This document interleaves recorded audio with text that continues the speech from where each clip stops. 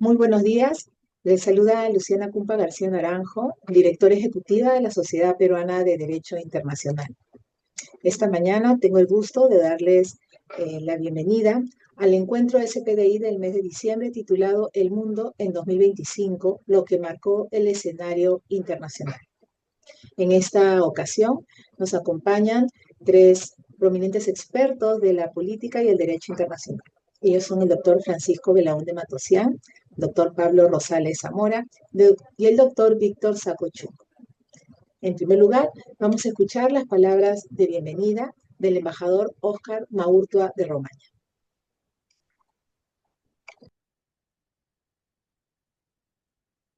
La Sociedad Peruana de Derecho Internacional tiene el agrado de presentarles la edición de diciembre de nuestro ciclo de conversatorios Encuentros SPDI, espacio académico destinado a promover la reflexión crítica y el diálogo sobre los grandes temas del derecho, la política internacional y la gobernanza global. En esta ocasión nos convoca un asunto transversal y de enorme relevancia para comprender el devenir internacional. Un balance global de los acontecimientos que marcaron el escenario mundial durante este año, el 2025, un año definido por guerras persistentes, transformaciones económicas aceleradas y debates renovados sobre el papel del multilateralismo en un entorno global cada vez más complejo. El panorama internacional en el 2025 se vio profundamente marcado por la intensificación de las confrontaciones geoestratégicas que reconfiguraron las dinámicas de seguridad global. La guerra en Ucrania ingresó a su cuarto año sin perspectivas de un acuerdo definitivo, ha dejado más del 20% del territorio ucraniano bajo ocupación militar, generando impactos humanitarios, migratorios y económicos de alcance regional y mundial. A ello se sumó la expansión de las tensiones en Oriente Medio, tras la escalada regional derivada del conflicto en Gaza a inicios del año, lo que motivó diversos llamados del Consejo de Seguridad para establecer mecanismos de protección humanitaria y evitar un deterioro mayor de la estabilidad regional. Al mismo tiempo, el mar meridional de China volvió a situarse en el centro del debate internacional tras nuevos incidentes entre guardacostas chinos y embarcaciones de Japón, Filipinas y Vietnam, lo que llevó a estos estados a intensificar su cooperación en materia de seguridad marítima. En el ámbito humanitario, el 2025 cerrará con más de 120 millones de personas desplazadas, la cifra más alta jamás registrada por ACNUR, impulsada por conflictos prolongados en Sudán, Myanmar y el Sahel. La inseguridad alimentaria también alcanzó niveles muy preocupantes. El Programa Mundial de Alimentos estimó que casi 300 millones de personas enfrentaron crisis severas de hambre durante el año, afectando principalmente a regiones tan vulnerables como son las que están en el África y el Oriente Medio. En materia económica, el escenario internacional se ha visto tensionado por la desaceleración del crecimiento global, que el Fondo Monetario Internacional proyectó en 2.7% y por una fuerte volatilidad en los mercados energéticos. La transición hacia fuentes renovables avanza, pero la demanda de minerales críticos como el litio, el cobre, el níquel, entre otros, aumentó entre 30 y 40% respecto a la década anterior, intensificando la competencia tecnológica y comercial entre grandes potencias. Paralelamente, los progresos en inteligencia artificial generativa llevaron a la OCDE y a la ONU a impulsar nuevos debates sobre estándares éticos y regulatorios tras reportarse brechas significativas en ciberseguridad y protección de datos. Comprender estos procesos tan complejos requiere una mirada multidisciplinaria que articule la política internacional, el derecho internacional, la economía mundial, entre otros aspectos. Por ello, el panel que hoy nos acompaña ofrece perspectivas complementarias con rigor académico que permitirán examinar de manera integral los hechos más significativos del año que culmina en breve. Para este propósito, contamos con la valiosa participación de 4 distinguidos especialistas. El doctor Francisco Belaúnde Matosian, miembro titular de la Sociedad Peruana de Derecho Internacional y profesor de Derecho Internacional Público en la Universidad de Lima. El doctor Pablo Rosales Zamora, miembro asociado de la Sociedad Peruana de Derecho Internacional, especialista legal del Ministerio de Relaciones Exteriores, juez suplente del Tribunal Administrativo de la Asociación Latinoamericana de Integración, ALADI. El doctor Víctor Saco Chung, catedrático de la Pontificia Universidad Católica del Perú, PUC, profesor a tiempo completo y director de la Maestría en Derecho Internacional Económico de la PUC. La doctora Luciana Cumpa García Naranjo, directora ejecutiva de la Sociedad Peruana de Derecho Internacional y editora de la Revista Peruana de Derecho Internacional, quien moderará este significativo encuentro. Damas y caballeros, la Sociedad Peruana de Derecho Internacional reafirma así su compromiso con el estudio, la difusión y la aplicación del derecho internacional público como herramienta esencial para la paz, la estabilidad y el desarrollo sostenible. Espacios como este conversatorio nos permiten fortalecer la reflexión colectiva y contribuir a la construcción de un orden global más justo, predecible y orientado al bien común. Por vuestra atención, muchas gracias. Y estas fueron las palabras de bienvenida del embajador Óscar Maurto de Romaña, presidente de la Sociedad Peruana de Derecho Internacional. A continuación, en primer lugar, tendremos la intervención del doctor Francisco Belaúnde Matosian. Él es abogado y miembro titular de la Sociedad Peruana de Derecho Internacional. Cuenta con estudios de maestría en Derecho Internacional por la Universidad de Derecho de París II. Es máster en estudios avanzados en terrorismo por la Universidad Internacional de La Rioja. Se desempeña además como profesor de Derecho Internacional Público en la Universidad de Lima. Es profesor de Política Europea y de Relaciones Internacionales en la Universidad San Ignacio de Loyola. El doctor Francisco Belaúnde Matosian compartirá con nosotros unos comentarios por un espacio de 20 minutos acerca de lo que ha sido el acontecer de la política internacional durante el año 2025. Él lamentablemente se tiene que retirar un poco antes de nuestro conversatorio, pero estamos gustosos de escuchar su intervención. Bienvenido, doctor. Gracias por acompañarnos. Muchas gracias, Luciana. Un gusto estar con ustedes. Y bueno, obviamente, si se habla de la actualidad este año, tal vez lo principal es la llegada al poder de Donald Trump, ¿no? Un presidente disruptivo, ¿no? Por supuesto, había tenido un primer mandato, como saben, del 2017 a 2021, donde ya había mostrado un poco sus características, pero fue un mandato donde finalmente estuvo bastante contenido, en el sentido que tenía a su alrededor, por lo menos en los primeros años, a gente profesional, a los que algunos llamaban con cierta ironía los adultos en la sala, ¿no? Como diciendo que el señor Donald Trump no es un adulto. Pero en este mandato es totalmente distinto, ¿no? En este mandato sí está decidido, ¿no?, a llevar a cabo sus proyectos más extremos que no pudo llevar a cabo eso en la primera oportunidad que fue presidente.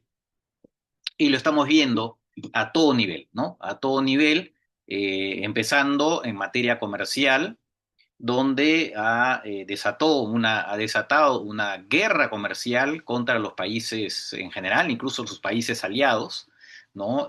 Por supuesto, violando el derecho internacional, porque el hecho de imponer aranceles, digamos, incluso a países con los cuales tiene suscritos tratados de libre comercio, ¿no? Como el Perú, por ejemplo, es una clara violación de un tratado, ¿no?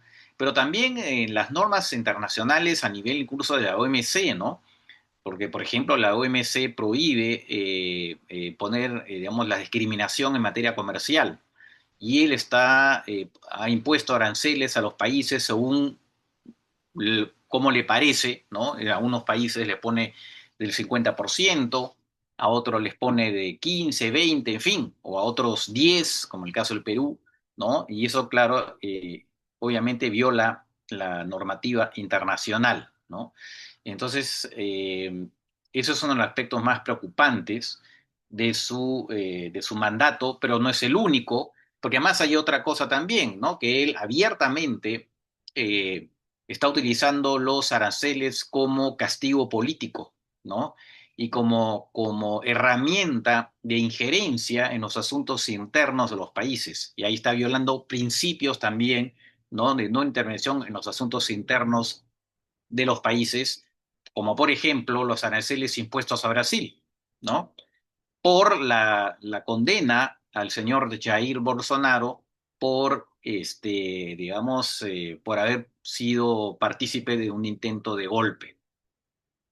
Y entonces, también, en general, una serie digamos, se está utilizando, ¿no? Él está utilizando los aranceles como herramienta política. No es solamente el hecho que él cree en los aranceles porque es una persona que tiene cierta nostalgia de la época en que Estados Unidos era una potencia industrial, ¿no? Ahora, básicamente, Estados Unidos, como todos los países desarrollados, es una economía de servicios, ¿no? Y claro, por la globalización, pues las fábricas se instalaron, ¿no? En otros países como en China, en fin. Entonces, Estados Unidos ya no es una potencia industrial, aun cuando evidentemente, digamos, todo lo que tiene que ser con el secretos industriales, todas esas cosas para producir, o los chips, ¿no? Son de origen norteamericano en gran parte, ¿no? En buena parte, pero claro, ya no se producen en Estados Unidos, ¿no? Entonces, tiene ese sesgo proteccionista, ¿no? Pero también la utilización de los aranceles como manera de presión internacional. Entonces, eso ha generado, evidentemente, pues un terremoto en el mundo, que por supuesto también tiene consecuencias internas en Estados Unidos, ¿no? Bueno, lo otro, en lo que se refiere al señor Donald Trump, es que es una persona que ha demostrado digamos, su agenda tiene poco que ver con la democracia, ¿no? Para empezar, a nivel interno, él está expandiendo el poder del presidente, ¿no? Como saben, en Estados Unidos hay una constitución muy pequeña, entonces muchas veces lo que viene a ser la normativa de los poderes del gobierno y estatales en general son en gran parte están librados a la interpretación judicial. Como ustedes saben, pues el sistema en Estados Unidos tienen un sistema de common law donde los precedentes judiciales tienen gran importancia. Al falta de leyes o de códigos que existen en menor dimensión que en otros países, pues es la interpretación jurisprudencial la que marca, ¿no? Lo que son una serie de normas, si se quiere. Y lo mismo pasa a nivel constitucional, ¿no? Pero claro, lo que está pasando es que el señor Donald Trump está, digamos, yendo en contra de precedentes de que habían sido fijados por la Corte Suprema hace mucho tiempo, ¿no? Y que justamente establecían también una especie de contrapesos, en particular con el Congreso, entre el Congreso y el Ejecutivo, ¿no? Ahora hay una Corte Suprema que tiene una mayoría conservadora, algunos de ellos nombrados por el propio Donald Trump, y lamentablemente le están dando de alguna manera carta libre, no totalmente, pero en parte por lo menos, carta libre al señor Donald Trump para sus políticas, ¿no? Y eso es efectivamente preocupante. En estos momentos se está discutiendo, por ejemplo, el poder que podría tener el presidente respecto de agencias del aparato estatal norteamericano, sobre todo agencias independientes, este, que digamos que tienen un rol pues de control, ¿no? En diversos aspectos, en materia ambiental, en materia financiera, e incluso el Banco Central, la Reserva Federal de Estados Unidos también podría estar en cuestión, la independencia de esa institución tan importante podría estar en cuestión.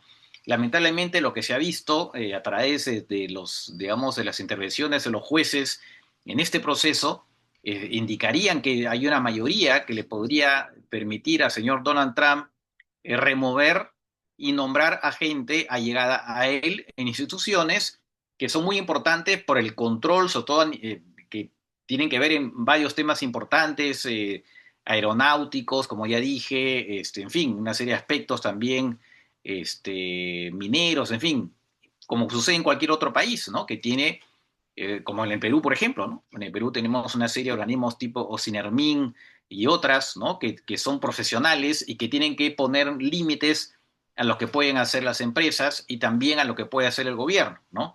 Entonces, eso de estar poniendo allegados, o como dijo una de las juezas supremas en este debate, le mencionó al abogado del presidente, de la administración de Donald Trump, diciendo, oye, entonces eso quiere decir que el señor Trump va a poder nombrar en una de estas agencias a una persona como premio a sus aportes durante su campaña, ¿no? Entonces imaginan el profesionalismo, que es muy importante, se ve postergado por premios, ¿no? A gente que ha participado en la campaña. Entonces, eso es algo que lamentablemente con la actual Corte Suprema pues podría ser, ¿cómo se llama?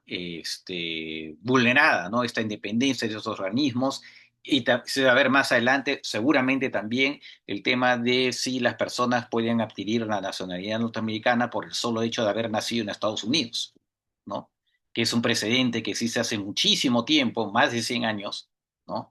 Y eso también podría ser revisado, ¿no? Y de alguna manera cuestionado por la actual Corte Suprema. Entonces, claramente en Estados Unidos la democracia está en peligro, ¿no?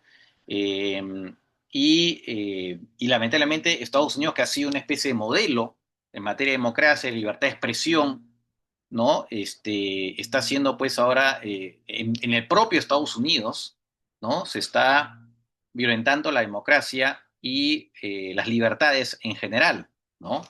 Incluso contra los medios, ¿no? Es muy grave que el presidente Donald Trump insulte y ataque a los periodistas, que desde la presidencia se pueda atacar a los medios es gravísimo, ¿no? E incluso se les insulte, ¿no? Como por ejemplo hace no mucho calificó de cerdita a una periodista que le hizo unas preguntas incómodas para él. Y también se ve en las conferencias de prensa que hace.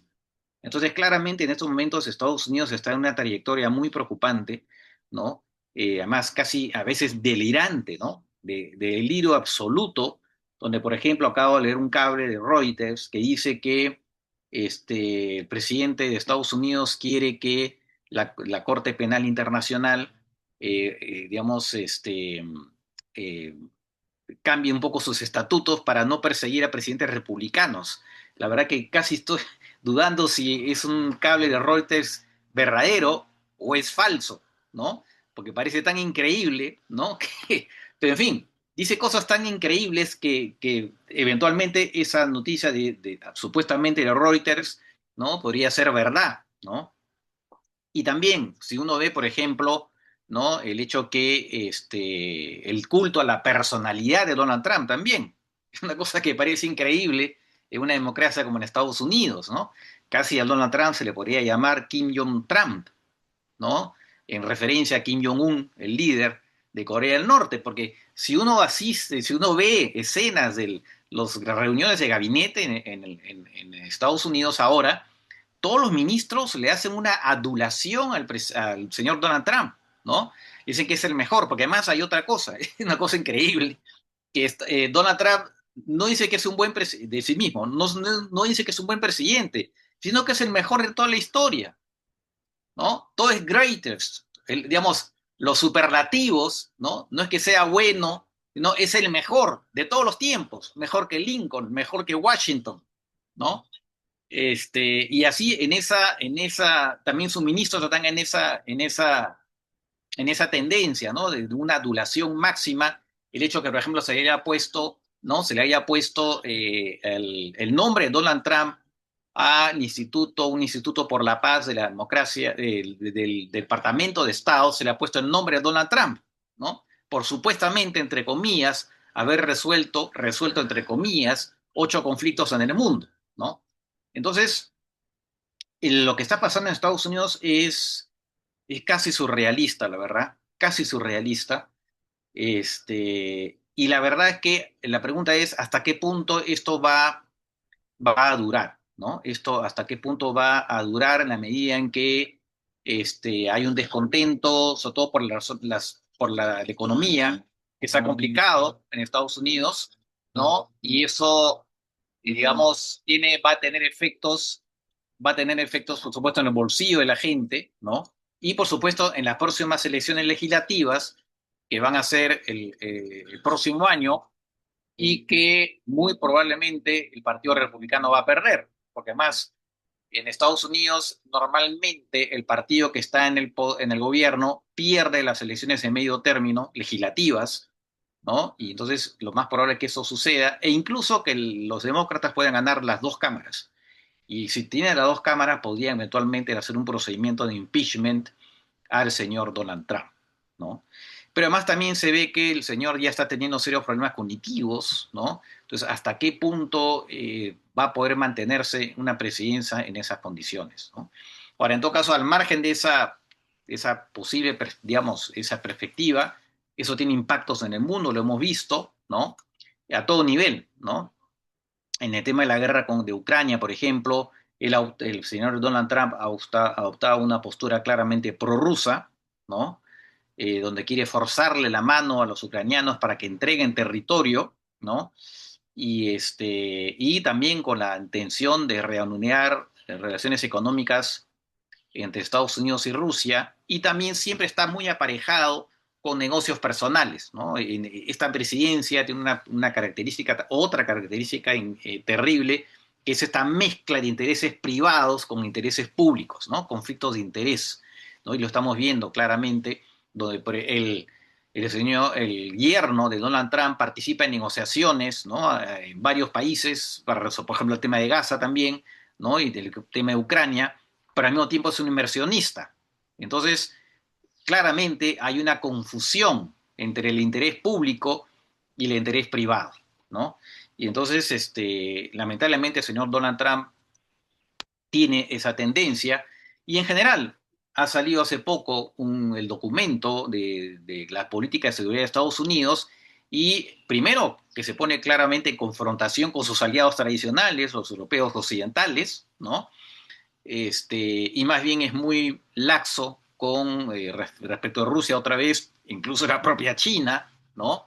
Salvo para lo que se refiere a la competencia con China a nivel de influencia, ¿no? En el mundo en general y en América Latina. Y precisamente respecto a América Latina, hay una proclamación abierta, una especie de neoimperialismo de Estados Unidos, ¿no? La famosa doctrina Monroe de 1823, ¿no? Que de alguna manera decía que en la práctica, de alguna manera, la América Latina era el patio trasero de Estados Unidos, ¿no? Y que efectivamente ha sido en gran parte la política norteamericana, pero parecía haber menguado, pues ahora vuelve, ¿no? Digamos, con fuerza, y abiertamente se dice, sí, que Estados Unidos tiene que controlar lo que se hace en América Latina por el tema del narcotráfico, pero también por los recursos, y en particular minerales, y en particular las famosas tierras raras. Ahí está competencia con China en torno a las tierras raras. En fin, y se permite intervenir en la política interna de los países, ¿no? Y bueno, en todo este contexto está, como no, también la rivalidad. Creo que todavía me quedan, ¿cuánto empecé? Me quedan unos 5 minutos, creo, ¿no? Está la rivalidad con China, ¿no? Eh, y claro, ahí es interesante, ¿no? Porque China es un país que tiene sus propios problemas, ¿no?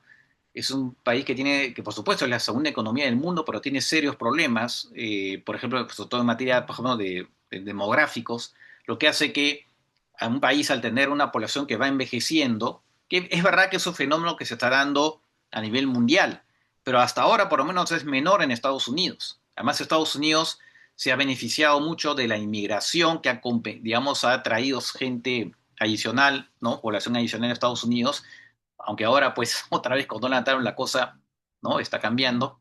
En el caso de China, nunca han sido países de inmigración, pero además ahora, como saben, la población incluso está disminuyendo, a tal punto que ahora la India, ¿no? La India ha pasado a ser el país más poblado. Y eso evidentemente tiene un impacto en las perspectivas de crecimiento, porque a menor población joven, menores perspectivas de crecimiento y además también de gastos, porque tiene que ver todo con la salud. En China la gente ahorra mucho más que en Europa, por ejemplo. ¿Y por qué en Europa ahorran menos? Porque tienen sistema de seguridad social, tienen pensiones, ¿no? Entonces no tienen necesidad de, claro, les cobran impuestos altos, es verdad, pero ahorran menos, entonces su dinero lo utilizan mucho para consumir. En el caso de China, hay menos consumo comparativamente, porque la gente ahorra para su salud y para su jubilación, porque no hay un verdadero sistema, ¿no? Como existe del estado de bienestar en China, incluso por razones ideológicas, ¿ah? Porque consideran que ese tipo de sistemas propician la ociosidad. Parece extraño, pero así es. Dice que hagamos un partido, un país comunista, ¿no? Que no le gusta el estado de bienestar porque de alguna manera, ¿cómo se llama? Promueve la ociosidad, ¿no? Poco extraño. Por eso que para China es muy difícil, digamos, recién ahora están lanzando algunas políticas de relanzamiento de la demanda, ¿no? Pero tiene un serio problema China, además, digamos, con deudas, empresas que se han endeudado, que han quebrado, ha habido la burbuja, la construcción también, y eso sigue impactando en la economía china. Tampoco la tienen fácil, ¿no? Pero claro, tiene al frente a un país que ahora se está debilitando a sí mismo, ¿no? A todo nivel, ¿no? Porque, por ejemplo, estas políticas antimigratorias están desincentivando la llegada de gente de mucho de talento. Estados Unidos, la innovación que tiene, la innovación tecnológica de Estados Unidos en gran parte es hecha por gente de origen inmigrante, ¿no? En estos momentos el CEO de Nvidia, la principal empresa en términos de capitalización en Estados Unidos, es una persona de origen chino. El dueño, el que fundó Apple, también de origen sirio.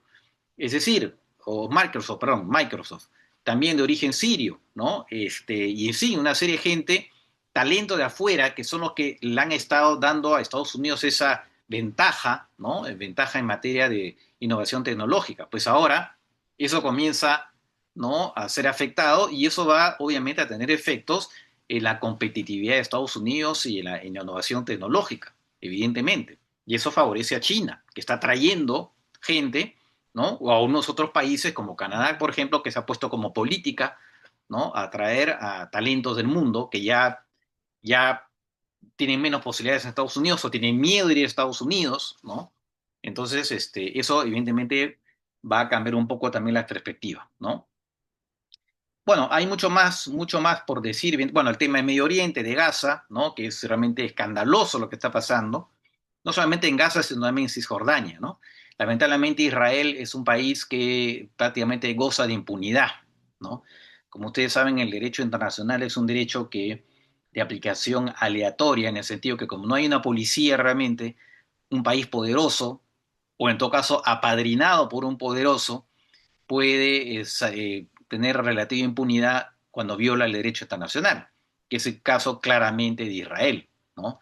Que recibe el apoyo de Estados Unidos en el Consejo de Seguridad hace no mucho una votación en el Consejo de Seguridad que era 14-1 para obligar a un cese el fuego en Gaza antes del plan de Donald Trump, y todos votaron a favor, salvo Estados Unidos, y como tiene derecho de veto, pues simplemente Israel pudo seguir con su guerra, ¿no? Entonces, eso también es muy complicado. En fin, en Medio Oriente se están moviendo muchas cosas también, potencias ahora intermedias como Arabia Saudita, Emiratos Árabes Unidos, ¿no? Así que esto también se está moviendo bastante el terreno a ese nivel. Bueno, y la India, ya para cerrar, que va rumbo a convertirse en la cuarta economía, si no es ya la cuarta economía del mundo, creo que este año pasa a ser la cuarta economía, me parece, ¿no? Y bueno, llamada a ser efectivamente incluso la tercera economía pronto, ¿no? Sobre todo por el tamaño, sobre todo la cantidad de gente que tiene, además es un país que ha crecido bastante a todo nivel, ¿no? Entonces es una potencia también ya del presente y más aún del futuro. Bueno, con esto es un breve resumen, evidentemente es un tema tan amplio, pero en fin, quería de alguna manera trazar algunos puntos respecto a lo que ha sido este año 2025. Muchas gracias. Muchísimas gracias por la intervención del doctor Belaunde. Si bien es cierto, es un tema sumamente amplio, también es cierto que desde la perspectiva de la experticia de profesores como los que tenemos en esta mañana acompañándonos, nos ayuda a tener una interesante visión del panorama. A continuación, muchas gracias al doctor Belaunde por estar con nosotros y vamos a dar la palabra al doctor Pablo Rosales Zamora. Él es doctor en Derecho y Ciencia Política por la Universidad Nacional Mayor de San Marcos y candidato al doctorado en Historia de la Escuela de Posgrado de la Pontificia Universidad Católica del Perú. Es abogado y magíster en Ciencia Política con mención en Relaciones Internacionales por la PUC, especialista legal del Ministerio de Relaciones Exteriores, juez suplente del Tribunal Administrativo de la Asociación Latinoamericana de Integración, ALADI, y miembro asociado de la Sociedad Peruana de Derecho Internacional de la rama peruana de la International Law Association. Estimado doctor Rosales, muchas gracias por estar con nosotros esta mañana. Él va a hacer referencia al panorama 2025 del derecho internacional. Lo escuchamos. Muchísimas gracias por la cordial invitación. Es un placer estar con ustedes, con el doctor Belaunde, también con el doctor Saco y también contigo, Luciana, para hablar algunos temas relativos al acontecer del derecho internacional público durante este año 2025. En particular, sí me parece pertinente hacer una primera distinción en tanto que comúnmente se pide el acontecer de las relaciones internacionales, pero yo quisiera concentrarme más que en eventos, sobre todo de incumplimiento del derecho internacional, en aquellos hitos de evolución de del propio sistema jurídico internacional. En ese sentido, debo destacar que en efecto la rama, la disciplina del derecho internacional, pues no es una disciplina estática, sino que va evolucionando lentamente, pero evolucionando. Y el año 2025 tiene algunos hitos que a título personal me parecen destacables y que quisiera compartir. Bueno, el primero de ellos, y evidentemente no debería pasar desapercibido, es el hecho de haberse cumplido 80 años por parte de la Organización de las Naciones Unidas, ¿no? Que fue instaurada a través de la Carta de San Francisco del año de 1945, ¿no? Son 80 años en realidad de una maquinaria, de una institucionalidad que ha venido evolucionando con avances y retrocesos, y realmente haber llegado a esta edad, como se ha destacado por parte también de los especialistas, es un dato no menor comparándolo pues con la situación previa pues a la Sociedad de las Naciones. Entonces, de estos 80 años en realidad muestran una serie de desafíos, de retos, de posibilidades también en torno a esta organización internacional.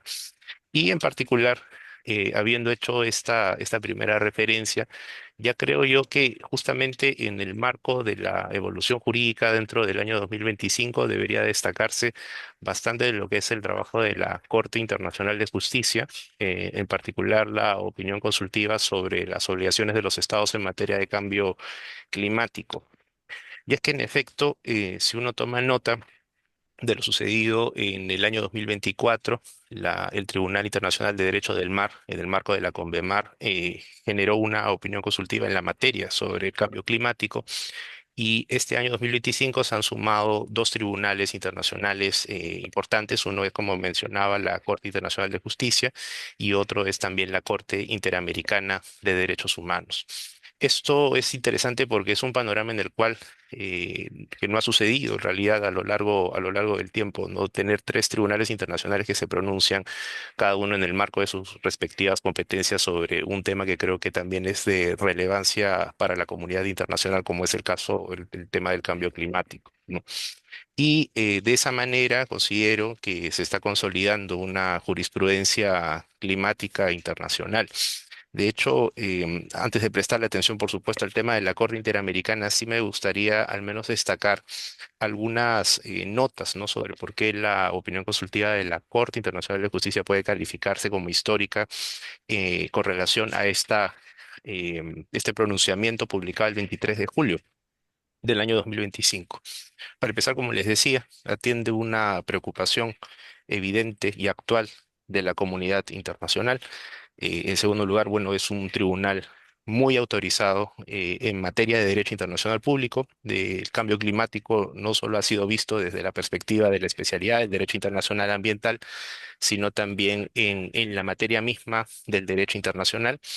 Me parece además importante anotar con relación a esa opinión consultiva que la Corte transforma el discurso político en discurso jurídico o en un armazón jurídico, justamente para atender la problemática relativa al cambio climático, estableciendo y señalando la existencia de obligaciones de carácter no solamente convencional, sino también consuetudinario en esta materia y por supuesto, de ámbito erga omnes, ¿no? Por otra parte, también es interesante, sobre todo porque comúnmente se ha considerado que la Corte Internacional de Justicia es un tribunal conservador, estadocéntrico, que haya tenido una preocupación en torno a la protección de los derechos humanos en el contexto del cambio climático. Cuestión que, como les digo, no es menor, pues en la línea de estar ante un tribunal que se pronuncia pues en preocupaciones directas de la soberanía de los estados. Entonces, es de cierta manera revolucionario lo que ha acontecido con esta opinión consultiva y creo yo también que es importante porque no solamente por responder, ¿no?, las preguntas que la Asamblea General le planteó, sino que y se está abriendo puertas hacia un futuro en el cual dentro de las Naciones Unidas y pensando también en la perspectiva de esos 80 años, se dé un desarrollo institucional en la materia de cambio climático más allá de lo que ya se había logrado pues, en tratados como la Convención de las Naciones Unidas en materia de cambio climático, el Acuerdo de París, etcétera, ¿no? Este año también, y no dejando de lado el tema ambiental, al menos en este punto, se ha hecho la propuesta por algunos estados, entre ellos Vanuatu, para incorporar en el marco del Estatuto de Roma de la Corte Penal Internacional el crimen de ecocidio, ¿no?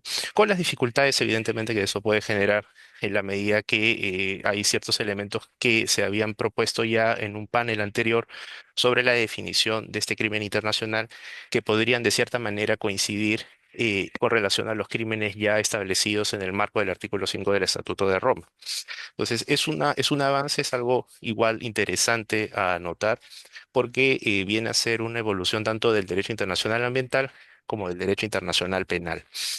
Unido al tema del derecho internacional ambiental, también en el marco de las Naciones Unidas habría que mencionar que se ha cumplido la condición establecida en el artículo 68, párrafo 1 del Acuerdo sobre Biodiversidad Marina más allá de la jurisdicción nacional, ¿no? Con las ratificaciones de Sierra Leona y Marruecos el 19 de septiembre de 2025, este acuerdo que fuese adoptado en el año 2023 ya entraría en vigor el próximo año al inicio, ¿no? En el 17 de enero del 2026. Yo creo que es un acontecimiento también, al menos de lo personal, que me parece significativo, porque el BBNJ Agreement lo que hace es responder a la fragmentación del derecho internacional en esta materia, sobre todo en el aprovechamiento, entendiendo este aprovechamiento como conservación y uso sostenible de recursos vivos marinos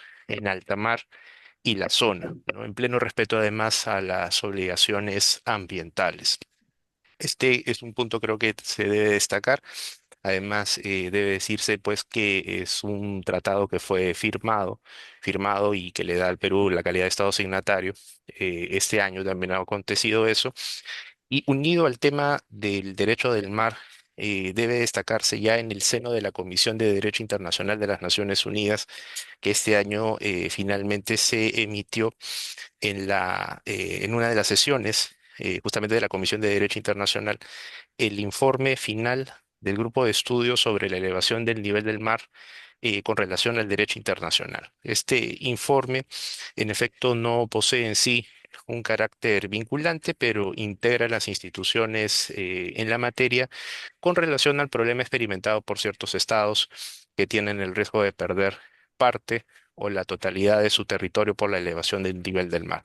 Aquí también hay una conexión directa con la problemática del cambio climático y quienes están más afectados, evidentemente, sobre esta situación son los pequeños estados insulares. Me parece importante destacar este informe porque está pensado justamente en atender las consecuencias relativas a esta elevación del nivel del mar producto del cambio climático y principalmente apuesta este informe a ofrecer una serie de herramientas jurídicas para cubrir esa problemática en pos de la preservación de las fronteras marítimas en tanto que sea posible, ¿no? Esto entonces en relación al derecho internacional ambiental y al derecho del mar. En el marco de nuestra región, también creo que es importante no dejar de anotar lo acontecido con relación al asilo diplomático, que es una de estas instituciones establecidas desde el siglo XIX, es una institución regional y que había sido consagrada evidentemente en la Convención sobre Asilo Diplomático de 1954, la Convención de Caracas. Pero dados los sucesos recientes, hay que anotar que más allá de ciertos casos que se han producido en la región, la Cancillería peruana también ha hecho una propuesta interesante acerca de la posibilidad de estudiar la reforma de la Convención sobre Asilo Diplomático con el objeto de que exista una comunicación, sobre todo una interlocución entre el Estado asilante y el Estado territorial a propósito de examinar el supuesto de manera mucho más detenida.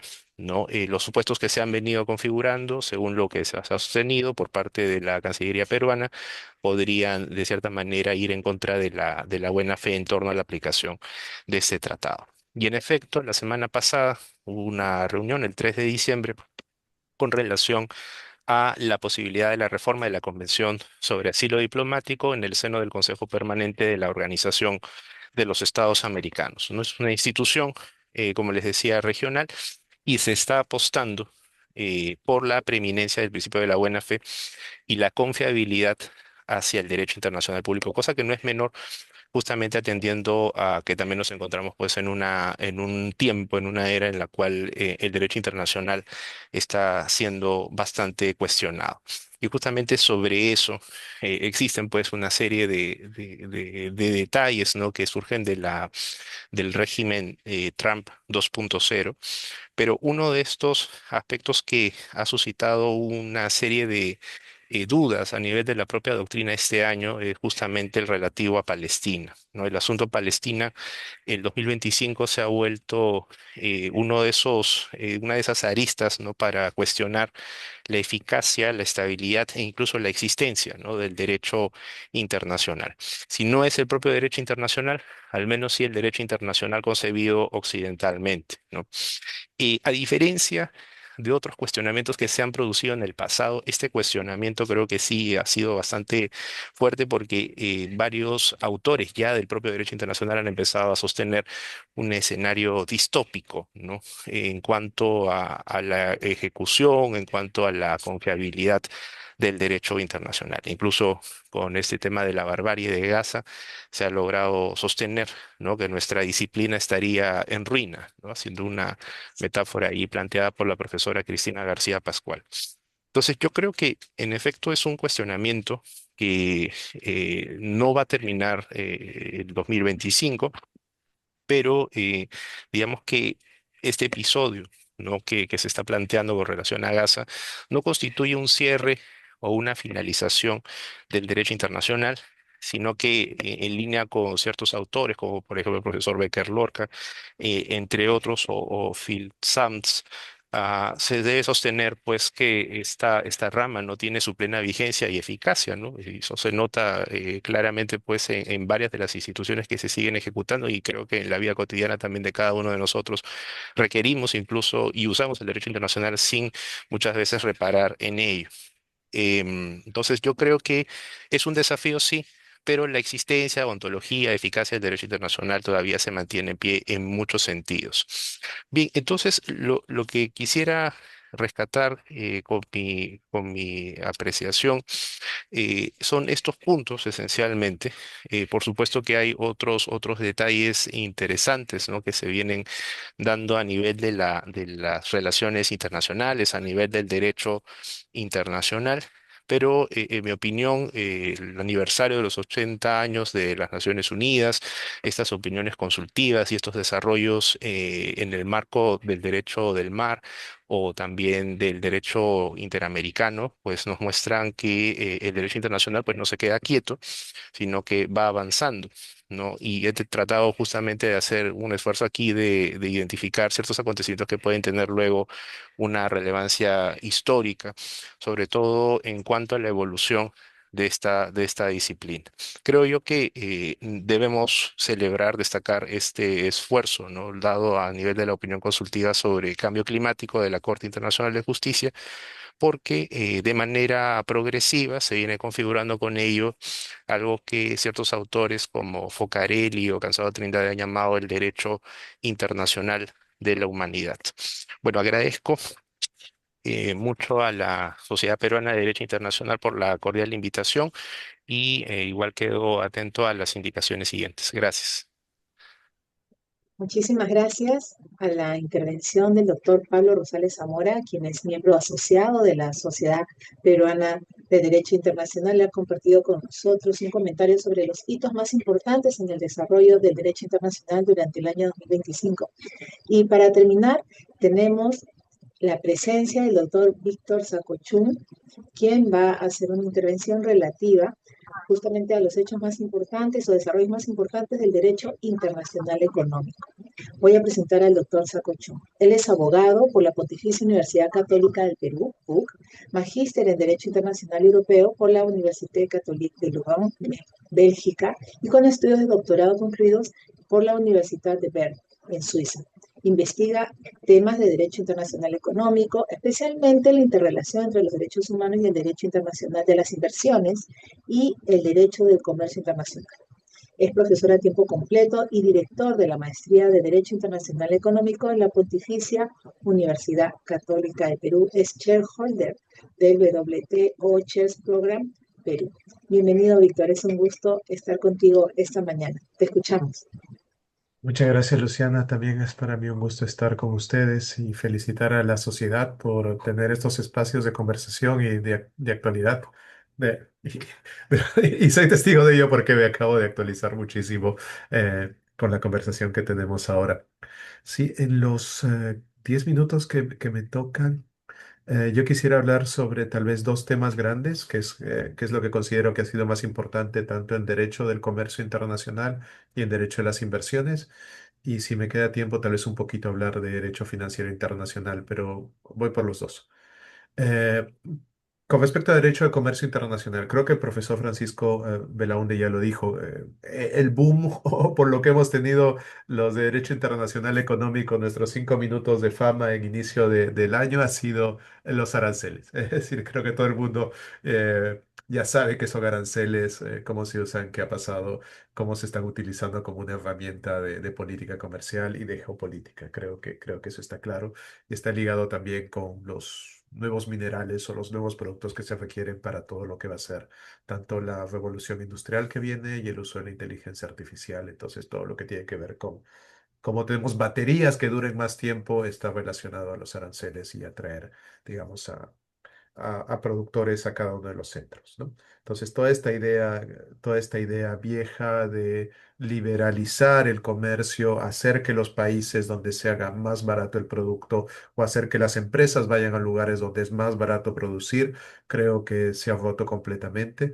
y esta tensión entre proteccionismo y liberalismo, por un lado, pues que vivan las consumidoras, que vivan los consumidores, que tengan productos más baratos, y por el otro lado, pues proteger a trabajadores y trabajadoras que pagan impuestos, tienen puestos de empleo y por lo tanto tienen acceso a mayor beneficio, pues se está inclinando hacia esto segundo, y el proteccionismo, pues es la tendencia ahora, por lo menos desde el punto de vista de Estados Unidos, ¿no? Entonces, quienes propugnaron hacia 1947 abramos y vengan los productos de donde son más baratos. Claro, en 1947, cuando Estados Unidos había ganado la guerra y quería vender productos más baratos a Europa, era una historia. Y digamos, ahora, pues en el 2025 la historia es distinta. Necesitamos que las empresas vuelvan. Y eso creo que nos lleva un poco a la discusión que planteaba Pablo hace un momento, y es que también en el derecho internacional económico hay una relación muy cercana a lo que es la realidad, ¿no? Es decir, de acuerdo a cómo es la realidad es que vamos a regular. Entonces, eso también hace que si bien tenemos este uso unilateral, y el profesor Belaunde ya lo mencionó, este uso unilateral, vulneratorio del derecho internacional económico con el tema de los aranceles, por otro lado, digamos, los sistemas regulatorios no se han detenido, es decir, el intento, bueno, está pausado, pero el intento entre la Unión Europea y el Mercosur de tener un tratado de libre comercio, pausado pero casi terminado, está allí. El caso de la EFTA, es decir, estos países europeos, incluyendo Suiza, que no están dentro de la Unión Europea, de tener un acuerdo de libre comercio con la India, ese sí avanzó, y eso tenemos que conectarlo con lo que el profesor Belaunde ya mencionó sobre, digamos, este crecimiento de la India.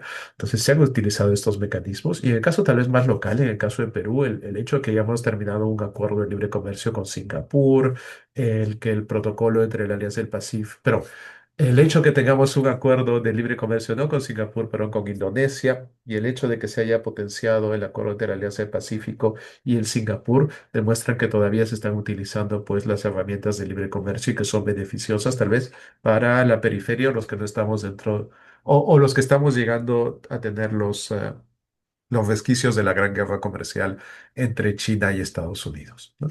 Entonces, las herramientas o la herramienta de derecho internacional público por excelencia para liberalizar el comercio, los TLCs, han seguido manteniéndose, se siguen utilizando y sobre todo van para los países de la periferia, ¿no? Hablando de los países de la periferia y la guerra comercial, el puerto de Chancay y tal vez su relación con el comercio, independientemente de tratado de libre comercio o no, aunque sí tenemos un tratado de libre comercio con China, ha sido también otra de las novedades y, digamos, asuntos que han generado pasiones dentro de esta guerra comercial. O sea, en algún momento también Estados Unidos se pronunció sobre posibles incrementos de aranceles para los bienes que pasaran por el puerto de Chancay hacia la primera mitad del año. Entonces, ese ha sido un centro de desarrollo económico y también de geopolítica por la relación con China, y eso está a la par también con la propuesta que se va a implementar. No se sabe todavía, pero siempre está siendo la propaganda de este tren bioceánico que relacionaría a Brasil con el puerto de Chancay. Entonces, eso por el lado de, digamos, del comercio internacional. En cuanto a los tratados, se siguen utilizando a pesar de que algunos se han vulnerado. Tal vez como estrategia comercial, creo que ya lo dijeron en un inicio, porque al final, digamos, Perú ha ido recuperando los beneficios que tenemos en el TLC, digamos, muchos de los productos bandera nuevamente se ha logrado negociar y volverlos a hacer, ¿no?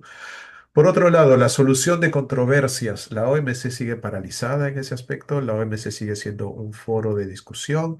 Hace poco Colombia ganó un caso sobre papas fritas congeladas y nuevamente volvió a reclamar que era la vez 92 que estaban proponiendo de que se habilite nuevamente el órgano de apelación en la OMC, el cual sigue bloqueado. Entonces, no hay una solución en apelación, pero siguen habiendo casos que se resuelven, que se siguen llevando. Hace poco también, digamos, la Unión Europea le ganó un caso a Estados Unidos sobre antidumping, y la solución alternativa fue hacer uso del recurso de arbitraje. Entonces, los mecanismos de solución de diferencias siguen utilizándose. El año pasado, bueno, también Canadá y Estados Unidos han estado utilizando el mecanismo de solución de diferencia de su TLC, el TMEC, traducido al castellano. Entonces, los instrumentos siguen utilizándose, tal vez no por los grandes estados, pero tal vez por los pequeños. Y como último, hay otras políticas también proteccionistas. Ya del otro lado hemos hablado mucho de Estados Unidos, pero la Unión Europea sigue con la tendencia, se dice proteccionista, se dice ambientalista, también conectando con la con la tendencia que mencionaba Pablo, es de estos mecanismos para tratar de hacer competitivos los productos europeos que respetan el medio ambiente y incrementándole pues ciertos derechos a los productos de países que no cumplen con requerimientos ambientales, ¿no? El reglamento sobre deforestación de la Unión Europea ha sido un poco congelado todavía, se lo ha pateado un año más, pero todo lo que se llama el CBAM, el mecanismo para pagar un extra si es que tu producto ha sido obtenido, digamos, utilizando una huella de carbono muy grande, ya está en aplicación, ¿no? Entonces tenemos proteccionismos y proteccionismos, algunos un poco más duros, otros un poco disfrazados de protección del medio ambiente, lo que no digo que esté mal, pero en el momento de la cooperación habría que ver cómo afecta más a los países en desarrollo que los otros. Paso al segundo punto prometido, que es el tema de derecho internacional de las inversiones. Este ha sido un año récord para el CIADI, el Centro de Resolución de Disputas Inversionista-Estado del Banco Mundial. El centro que más se ha utilizado por el Perú y bueno, que es que se ve muchísimo en la prensa, sobre todo por el tema de peajes. Este centro ha recibido, este año va a llegar casi a los 350 casos, o sea, 350 casos de inversionistas demandando a estados en el marco de no solo tratados de inversión, sino también digamos, contratos de inversión, ¿no? Como podría ser el caso de los peajes peruanos.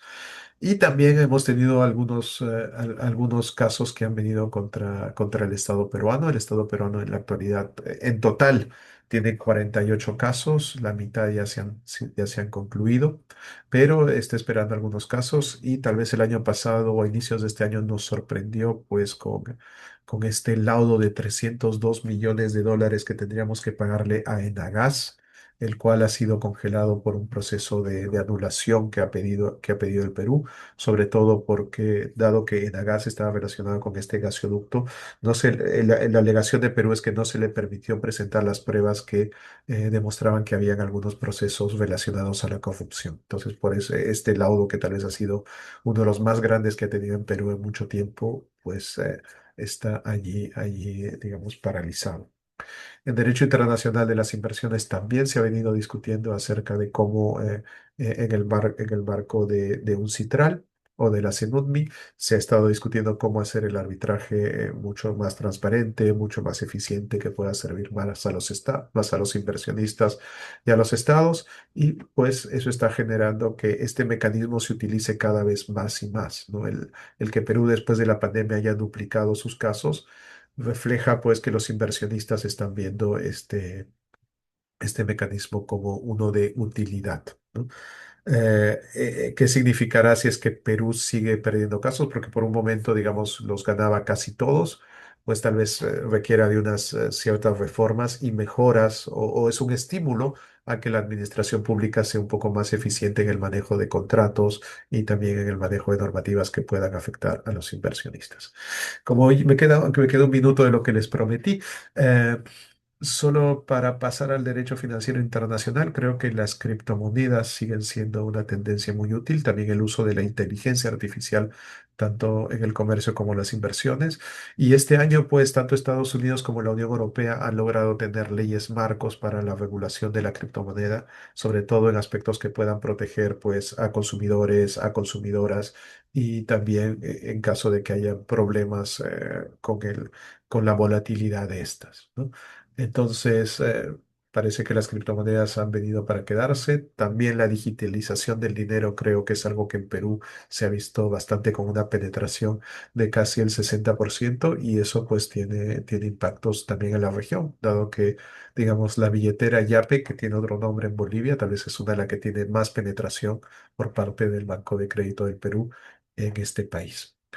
Y entonces sí, para concluir, el año 2025 ha sido un año de retos para el derecho derecho internacional económico, que es un derecho que es bastante flexible y bastante reactivo a los choques y a la política, pero sin embargo, digamos, se siguen manteniendo, a pesar del gran choque inicial, se siguen manteniendo los tratados y los mecanismos de solución de diferencias bastante adaptados.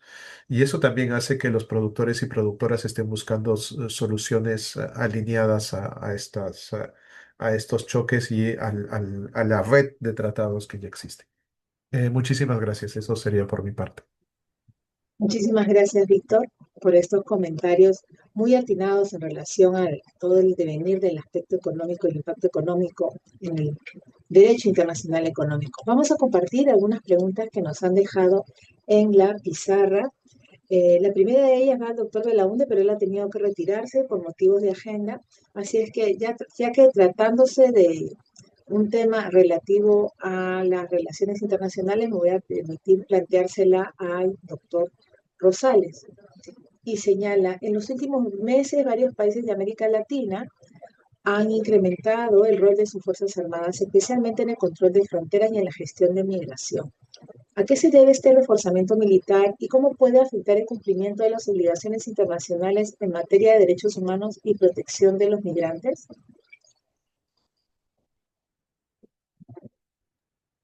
Gracias por la pregunta y también por el audio. Me parece que, bueno, es un tema que está ligado, pues, en efecto, a la exposición que daba el doctor Belaunde, y sobre todo el punto relativo a esta era disruptiva de Trump, ¿no?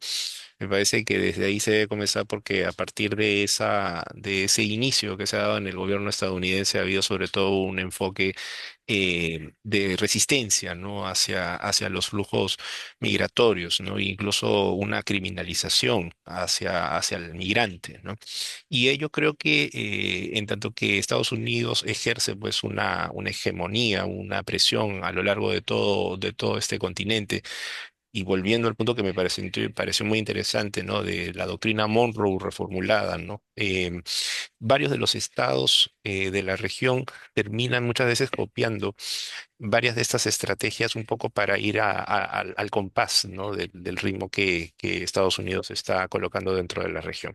Es preocupante, yo creo que sí, porque hay una serie de obligaciones, ¿no? Que se dan en materia del derecho internacional de las migraciones y supone una serie de retos.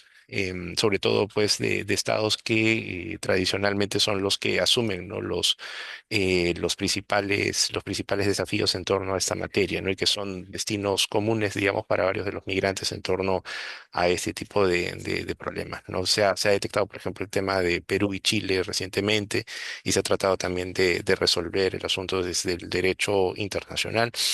Y yo creo que justamente se une también esta pregunta a un punto de mi ponencia que tiene que ver con esa apuesta, ¿no? Que existe por parte de los internacionalistas, ya se dediquen a cuestiones muy específicas, como el derecho ambiental o el derecho internacional de las inversiones. Creo que finalmente sí podemos llegar, digamos, a la convergencia de que ante este tipo de escenarios es importante, sobre todo desde la pertenencia a esa comunidad, sostener, ¿no? La viabilidad del cumplimiento de las obligaciones internacionales y la necesidad de este cumplimiento, ¿no? Muchas gracias, doctor. La siguiente pregunta la vamos a dirigir al doctor Víctor Saco y esta es planteada por Luis Palomino y dice, ¿en qué medida la aplicación del nuevo corolario Trump, orientada a limitar las relaciones con China, podría afectar la política exterior peruana y su desempeño en foros de cooperación económica como APEC, donde Perú interactúa simultáneamente con ambas potencias, Estados Unidos y China, bajo un mismo marco institucional? Muchas gracias, Luz, por tu pregunta. Eh, yo diría por la práctica pasada y por la forma como Perú se ha conducido, y ahí creo que hay que darle un gran aplauso a la Cancillería peruana. Mi primera respuesta sería que creo que no afectaría, ¿no? Y creo que se ha venido manejando bien. Digamos, ha habido una crítica, les comentaba, tal vez algo rápido, a la construcción del puerto de Chancay por parte del gobierno actual de los Estados Unidos. eh, pero sin embargo, el puerto se construyó y también, digamos, hubo una apertura con China, ¿no? También, digamos, en algún momento cuando se creó este espacio, que es este gran tratado de libre comercio, que es ahora que se llama CPTPP, que era, digamos, la propuesta de Barack Obama para hacerle frente a China con un espacio de libre comercio, y era prácticamente el tratado en el cual no tenía que estar China, y se ha mantenido de esa forma. Luego, claro, cuando hay el cambio de gobierno, pues Estados Unidos sale. No es la primera vez que Estados Unidos promueve un acuerdo y luego sale de él. Pero luego, digamos, se mantuvo y Perú al mismo tiempo tiene un tratado de libre comercio con China, el cual ha renovado claramente el año pasado, ¿no? Y también en el foro ya que mencionas el foro de APEC, también me pareció anecdótico, fue algo tal vez criticado, pero creo que fue anecdótico la forma como se colocaron a los presidentes, a las presidentas. No sé si ustedes se acuerdan de esta fotografía y la crítica de por qué Biden estaba tan lejos y China estaba casi al centro de la foto con nuestra presidenta, ¿no? Y digamos, creo que eso igual no ha entorpecido las buenas relaciones que tenemos con Estados Unidos, y cómo se negoció también, digamos, esta recuperación de los aranceles cero en varios de nuestros productos, ¿no? Entonces, yo creo que Perú es un país en todo lo que es comercio que es bastante, bastante flexible, que su Cancillería sabe manejar bien las cosas. Entonces, no creo que haya habido una prohibición. Hay otros países en los cuales la presión es mucho más grande, ¿no? Me contaban mis amigos y amigas y creo que ha sido público de las cátedras OMC en Costa Rica. Y ellos decían que cuando hubo una licitación para instalar el 5G en Costa Rica, quien ganó la licitación, o que iba a ganar la licitación en principio era una empresa china. Entonces, 5G, datos, y estando tan cerca de Estados Unidos. ¿Y qué es lo que pasa? Antes de que se haga pública la licitación, visita de Estados Unidos, se cambia la licitación y se excluye por algunos tecnicismos legales de que pueda postular la empresa china. Consecuentemente gana tal vez una empresa estadounidense. Y entonces ahí, digamos, sí vemos algunos problemas de influencia, o por lo menos anécdotas que cuentan por allí de influencias. Caso del Estado peruano, creo que estamos un poquito más lejos, y eso nos puede dar una cierta flexibilidad. Y creo que la buena fe del Estado peruano se ha demostrado de que trata de comportarse bien con cualquiera de sus socios y socias comerciales, ¿no? Pero muchas gracias, Lucía, por la pregunta. Muchas gracias. Voy a plantear una última pregunta en realidad es una pregunta que tiene dos partes y va dirigida para ambos panelistas. Y señala, quisiera preguntar si Estados Unidos podría ser demandada internacionalmente por la violación a los tratados internacionales y de la misma forma por la aplicación de políticas migratorias que a toda luz son discriminadoras. Esta última situación configuraría acaso la violación de la norma ius cogens y en consecuencia cualquier Estado podría demandarlos ante la Corte Internacional de Justicia. Entonces, la primera parte de la pregunta se la queremos plantear a Víctor Saco relativa a una posible inicio de un procedimiento de demanda internacional por violación de tratados comerciales. Y la segunda parte de la pregunta se le quisiéramos sobre eh, políticas migratorias discriminadoras, quisiéramos planteársela al doctor Rosales. Le podemos dar la palabra en primer lugar al doctor Rosales.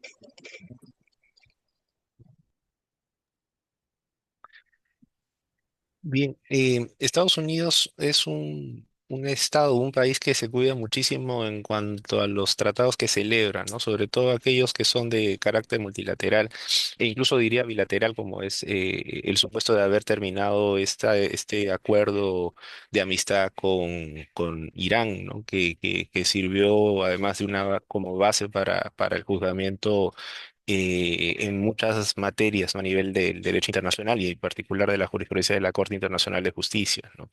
Y justamente por eso creo que es bastante difícil desde un punto de vista procesal llevar a Estados Unidos de América pues a un juicio ante la Corte Internacional de Justicia, particularmente porque se requiere como principio básico, ¿no?, de solución de controversias el consentimiento de ambos estados en esa participación.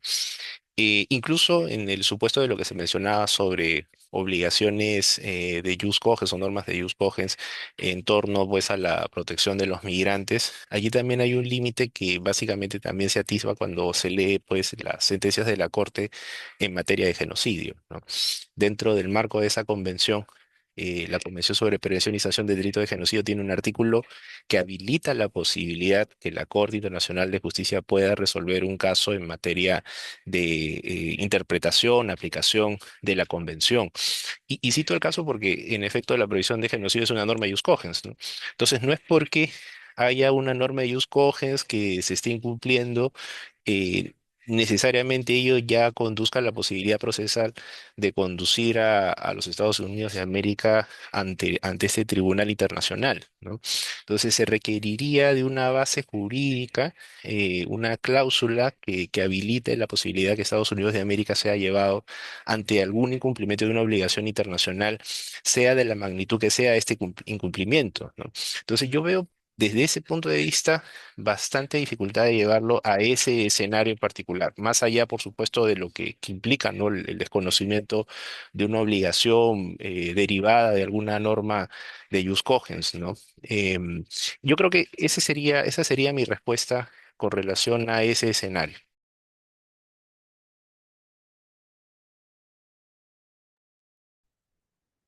Gracias, Luciana. Creo que me Excelente. estás dando el pase. Sí. Sí, gracias.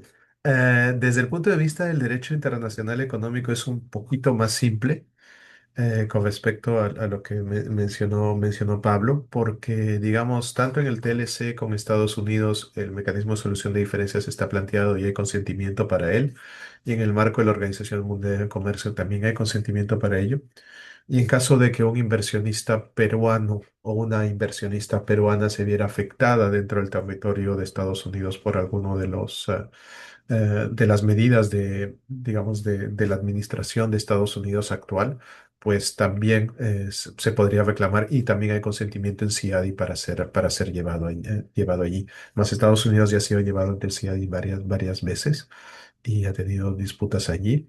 En el marco de tratados de libre comercio, yo les comentaba, digamos, hay muchas demandas entre México y Estados Unidos. México hace poco, no, hace 2 años demandó a Estados Unidos por políticas sobre autos, ganó el caso. Estados Unidos ha demandado a México por temas de importación de maíz transgénico.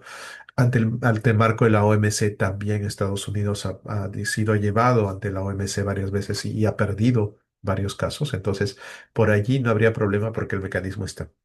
El asunto es más bien político y de estrategia, ¿no? En el caso de la OMC, el problema es que Estados Unidos se ha puesto mucho a la renovación del órgano de apelación. Entonces, por más de, por ejemplo, que Perú ganara en primera instancia a Estados Unidos en el marco de la OMC, lo que sucedería luego es que Estados Unidos tal vez podría apelar. Y dado que ahí tenemos un vacío legal del tratado, ¿qué pasa si es que hay una apelación y todavía no tenemos jueces y juezas que la resuelvan? Porque la oposición o la paralización del órgano de apelación es ese. Los 166 miembros de la OMC no se han puesto de acuerdo a elegir a los jueces y juezas de ese órgano de apelación. Lo que sucede, se llama una apelación al vacío. La apelación procesalmente procede, pero dado que no hay nadie que la resuelva, queda congelada hasta que vengan las personas que tengan que resolverla. Y como les dije, esto depende de que las partes elijan y entre ellos Estados Unidos se ha puesto. Entonces, estratégicamente en la OMC puede haber una primera instancia, pero puede que el caso termine en el vacío. Y en el caso, pues, del comercio bilateral, si bien se podría activar este mecanismo, es más, han habido intentos de activarlo también por trabajadores y trabajadoras y por temas medioambientales. Es algo que también es interesante en el TLC con Estados Unidos. Pues ahí está el asunto de tal vez en la relación bilateral sea mucho más rápido y más eficiente negociar como se hizo para lograr nuevamente la reducción de aranceles con Estados Unidos, que tal vez enfrentarse directamente. Esta solución, estoy completamente de acuerdo que no es una solución jurídica. Jurídicamente, tal vez el que haya un incumplimiento implica responsabilidad y académicamente debería tal vez resolverse la responsabilidad, pero creo que el derecho internacional económico demuestra mucho esta relación muy cercana al poder, eh, que no sé, cada sistema es distinto, ¿no? Pero no está bien, no está bien que se haga, pero funciona así, ¿no? Muchas gracias. Muchísimas gracias, Víctor. Entonces tenemos algunas preguntas más en la pizarra, pero ya estamos cortos de tiempo, así es que lo que nos queda más bien es agradecer a la presencia de los tres panelistas, al doctor Francisco Belaúnde Matosian, el doctor Pablo Rosales Zamora y el doctor Víctor Sacochú, todos ellos figuras prominentes del derecho internacional aquí en el país. Estamos bastante honrados de que nos hayan acompañado esta mañana y que hayamos podido tener un recorrido breve, pero bastante enriquecedor sobre el acontecer de las relaciones internacionales y del derecho internacional durante el año 2025. A nuestra audiencia también muchas gracias. Estén atentos a nuestras redes sociales, nos pueden encontrar como @SPDI-oficial. En ellas vamos a colgar el video de este conversatorio y les avisaremos cuando volvamos a inaugurar nuestro ciclo de conversatorios en el año 2026, siempre tocando temas interesantísimos y de la coyuntura nacional e internacional. Nos vemos hasta una nueva oportunidad y le transmito nuevamente el agradecimiento al embajador Óscar Norte Romaña, presidente de la Sociedad Peruana de Derecho Internacional, y el mío propio. Hasta una nueva oportunidad. Gracias.